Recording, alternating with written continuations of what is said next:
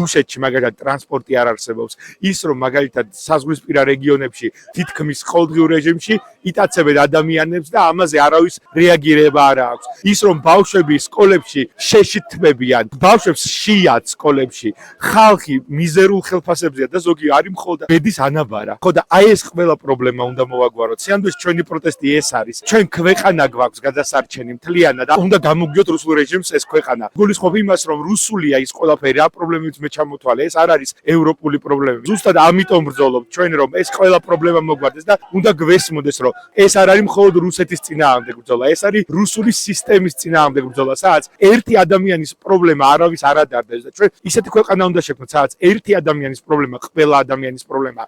იქ სადაც ერთ ადამიანს უჭირს, იქ მთელი სახელმწიფო არის ჩართული. თანამოქალაქეებისთვის და განსაკუთრებით ახალგაზრდებისთვის მექნება მოწოდება რომ არ გაჩვენდეთ, იმიტომ რომ დღეს სასწორზე თქვენი მომავალია, გამოდით, სადაც არ უნდა იყოს. თუნდაც ერთი ადამიანი რომ გამოვიდეს თითო რეგიონში ან რაიონში ძალიან მნიშვნელოვანია. თუნდაც დღეს დუშეთში ჩვენს საპროტესტო აქციას რომ შევხედოთ, პროტესტი არ უნდა მიდიოდეს მარტო დედაქალაქში, კერები უნდა გაიშალოს, ძალადობა უნდა შეჩერდეს, რაც მთავარია ქვეყანაში. უსამართლოდ დაპატიმრებული ადამიანები უნდა გათავისუფლდნენ და არ უნდა ხდებოდეს განათლებული და ქვეყნის სასიკეთოდ მოძრავი ადამიანების დაკავება.